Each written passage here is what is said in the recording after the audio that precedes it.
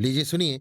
मुंशी प्रेमचंद के लिखे कथा संग्रह मानसरोवर 2 की कहानी खुदाई फौजदार, मेरी यानी समीर गोस्वामी की आवाज में। सेठ नानक चंद को आज फिर वही लिफाफा मिला और वही लिखावट सामने आई तो उनका चेहरा पीला पड़ गया। लिफाफा खोलते हुए हाथ और हृदय दोनों कांपने लगे। खत में क्या है ये उन्हें खूब मालूम था। इसी तरह के 2 खत पहले पा चुके थे। इस तीसरे खत में भी वही धमकियां है, इसमें उन्हें संदेह न था। पत्र हाथ में लिए हुए आकाश की ओर ताकने लगे। वो दिल के मजबूत आदमी थे। धमकियों से डरना उन्होंने न सीखा था। मुर्दों से भी अपनी रकम वसूल कर लेते थे। दया या उपकार जैसी मानवीय दुर्बलताएं उन्हें छू भी न गई थी। नहीं तो महाजन ही कैसे बनते। उस पर धर्मनिष्ठ भी थे। हर पूर्णमासी को सत्यनारायण की कथा सुनते थे। हर मंगल को महावीर को लड्डू चढ़ाते थे। नित्य प्रति जमुना में स्नान करते थे और हर एकादशी को व्रत रखते और ब्राह्मणों को भोजन कराते थे। और इधर जब से घी में करारा नफा होने लगा था, एक धर्मशाला बनवाने की फिक्र में थे। जमीन ठीक कर ली थी। उनके असामियों में सैकड़ों ही थवई और बेलदार थे जो केवल सूद में काम को तैयार थे। इंतजार यही था कि कोई ईंट और चूने वाला फंस जाए और 10-20 हजार का दस्तावेज लिखा ले तो सूद में ईंट और चूना भी मिल जाए। इस धर्मनिष्ठा ने उनकी आत्मा को और भी शक्ति प्रदान कर दी थी।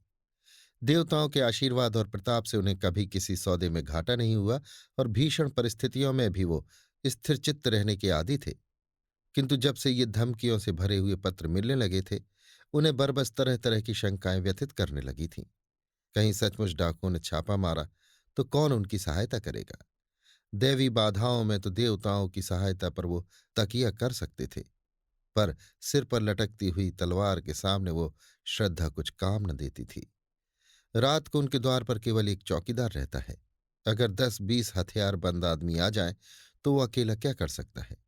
शायद उनकी आहट पाते ही भाग खड़ा हो।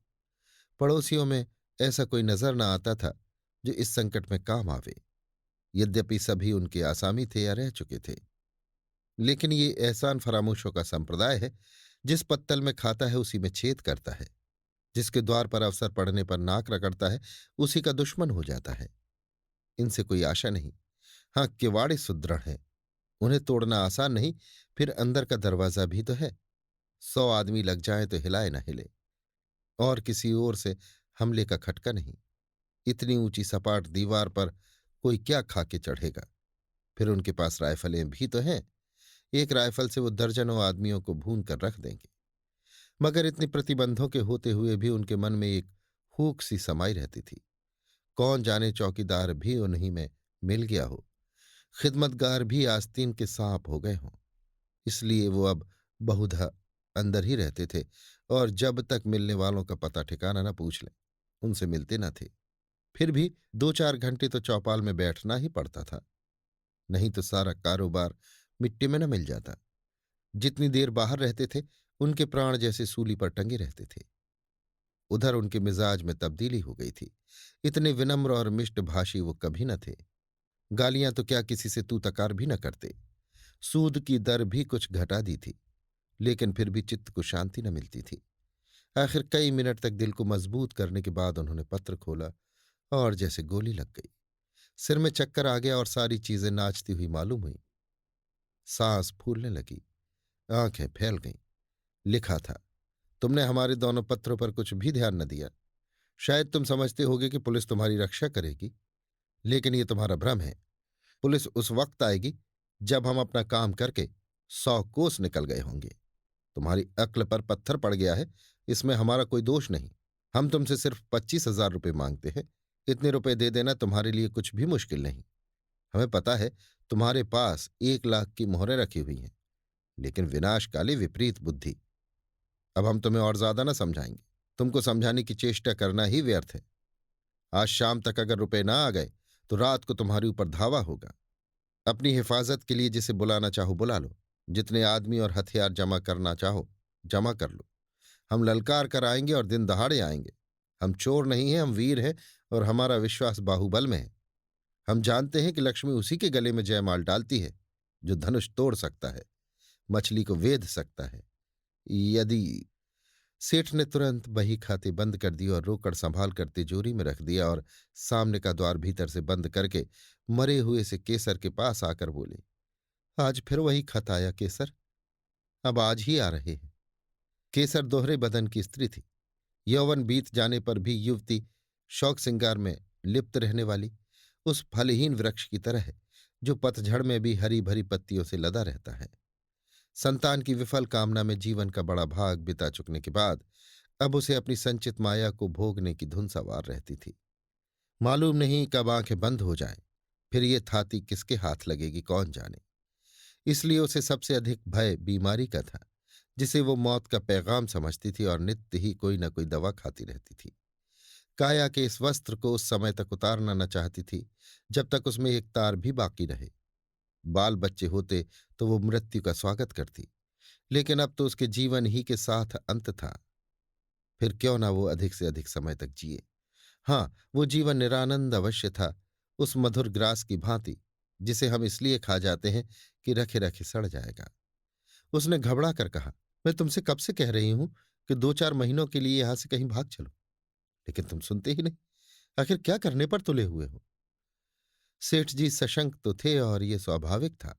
ऐसी दशा में कौन शांत रह सकता था, लेकिन वो कायर नहीं थे। उन्हें अब भी विश्वास था कि अगर कोई संकट आ पड़े तो वो पीछे कदम न हटाएंगे। जो कुछ कमजोरी आ गई थी वो संकट को सिर पर मंडराते देख भाग गई थी। हिरन भी तो भागने की राह न पाकर शिकारी पर चोट कर बैठता है। कभी कभी नहीं, अक्सर संकट पड़ने पर ही आदमी के जौहर खुलते हैं। इतनी देर में सेठ जी ने एक तरह से भावी विपत्ति का सामना करने का पक्का इरादा कर लिया था। डर क्यों, जो कुछ होना है वो होकर रहेगा। अपनी रक्षा करना हमारा कर्तव्य है, मरना जीना विधि के हाथ में है। सेठानी जी को दिलासा देते हुए बोले, तुम नाहक कितना डरती हो केसर। आखिर वे सब भी तो आदमी हैं।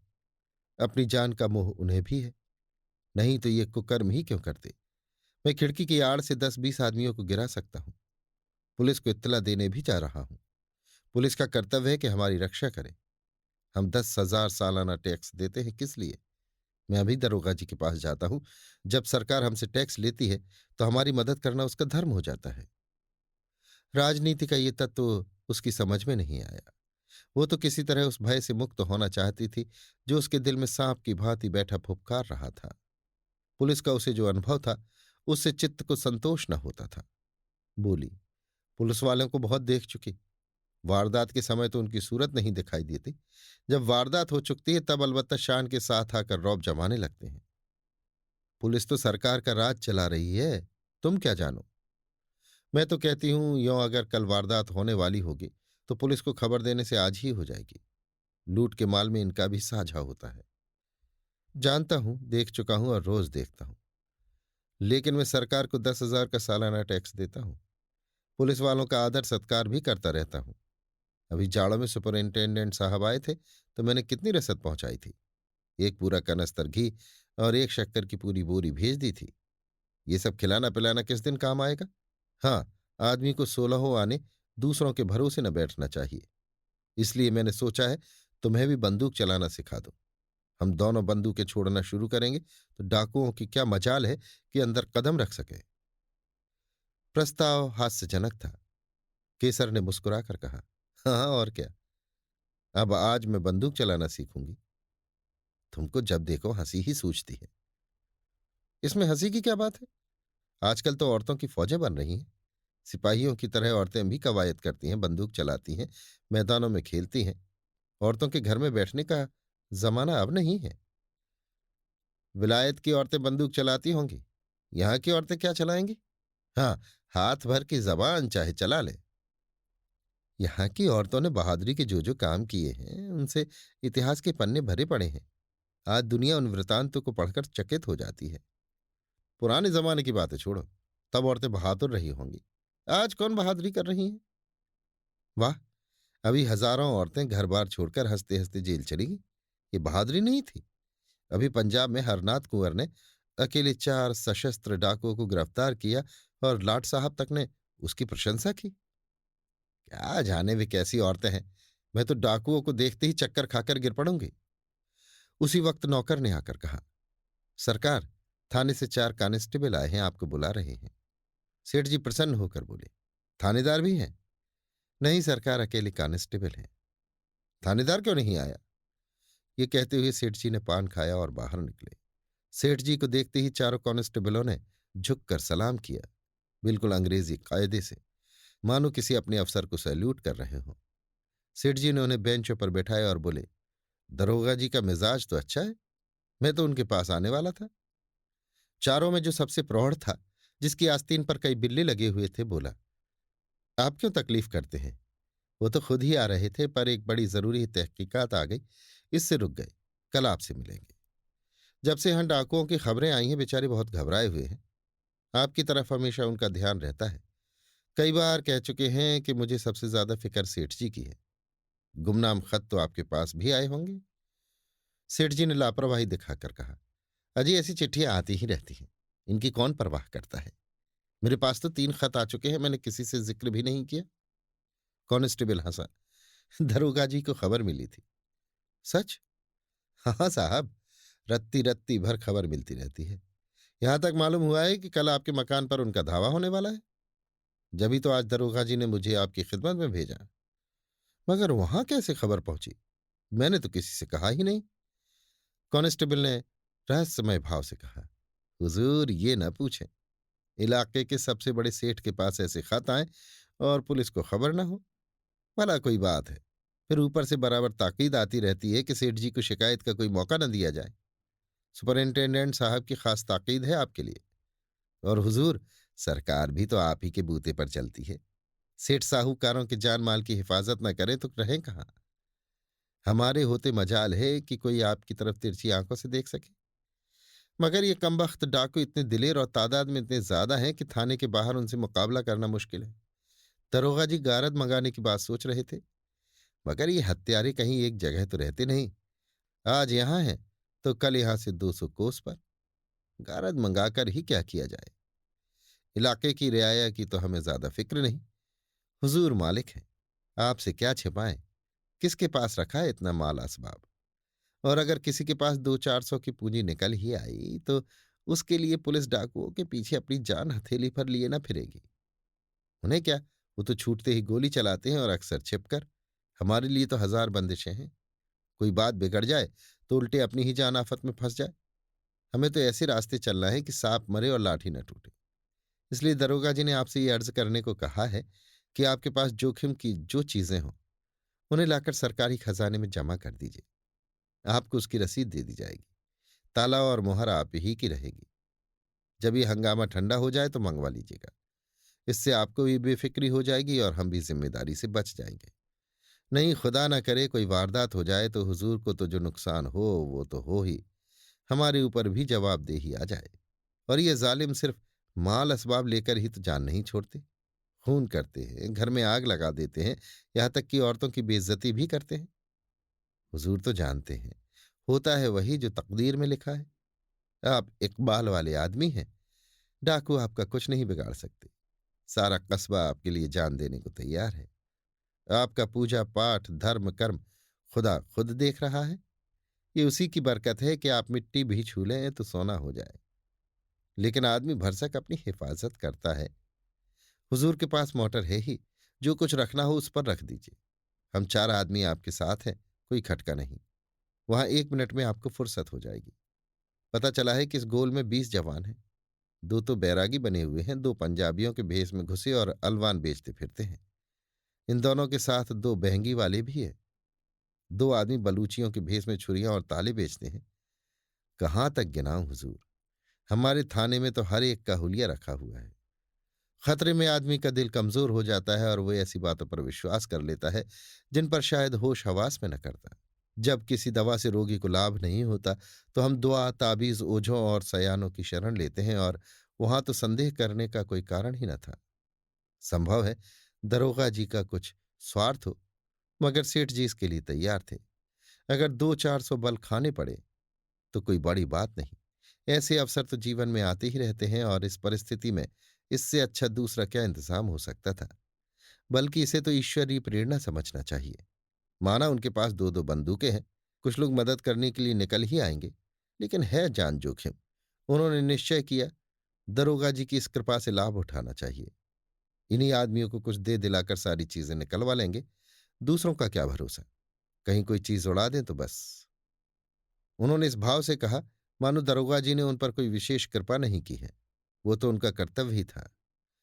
मैंने यहाँ ऐसा प्रबंध किया था कि यहाँ वो सब आते तो उनके दांत खट्टे कर दिए जाते। सारा कस्बा मदद के लिए तैयार था।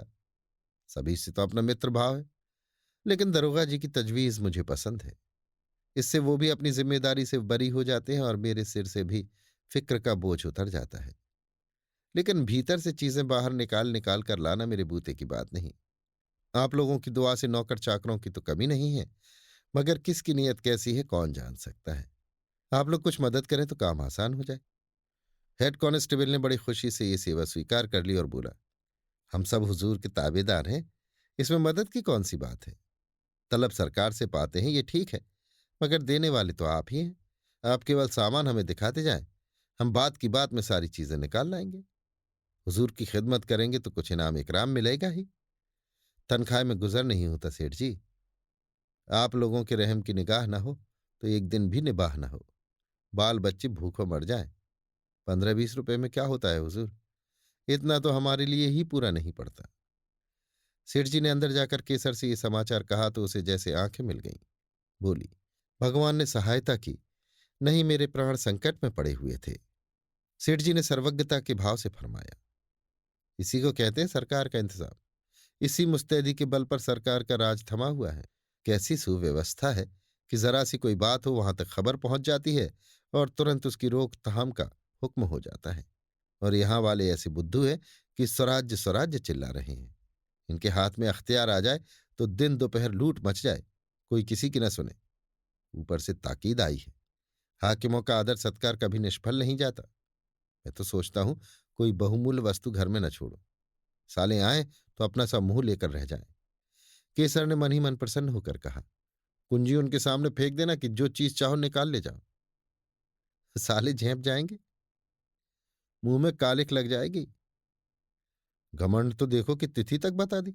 ये नहीं समझे कि अंग्रेजी सरकार का राज है। तुम डाल डाल चलो तो वो पात पात चलते हैं। समझे होंगे कि धमकी में आ जाएंगे। 3 कांस्टेबलों ने आकर संदूकचे और सेफ निकालने शुरू किए। एक बाहर सामान को मोटर पर लाद रहा था और एक हर एक चीज को नोटबुक पर टाँकता जाता था। आभूषण, मोहरे, नोट, रुपए, कीमती कपड़े, साड़ियां, लहंगे, शाल दुशाले सब कार में रख दिए।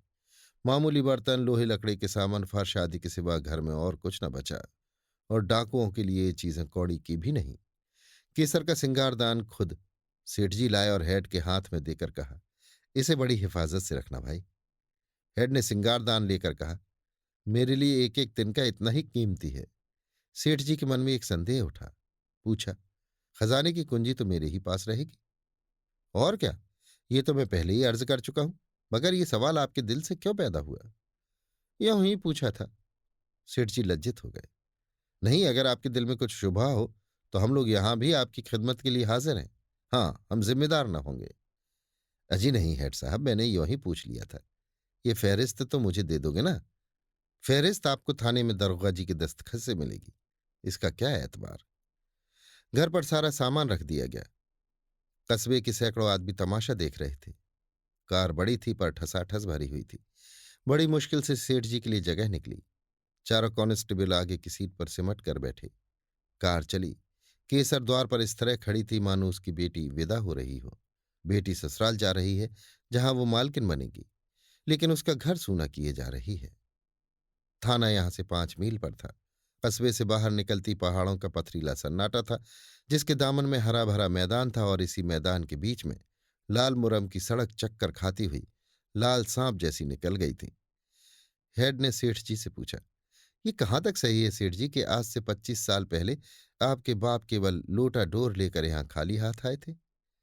सेठ जी ने गर्व करते हुए कहा, बिल्कुल सही है। मेरे पास कुल 3 रुपए थे, उसी से आटे दाल की दुकान खोली। तकदीर का खेल है, भगवान की दया चाहिए। आदमी के बनते बिगड़ते देर नहीं लगती। लेकिन मैंने कभी पैसों को दांतों से नहीं पकड़ा, यथाशक्ति धर्म का पालन करता गया। धन की शोभा धर्म ही से है, नहीं तो धन से कोई फायदा नहीं। आप बिल्कुल ठीक कहते हैं सेठ जी। आपको मूरत बनाकर पूछना चाहिए। 3 रुपए से लाख कमा लेना मामूली काम नहीं है। आधी रात तक सिर उठाने की फुर्सत नहीं मिलती खां साहब।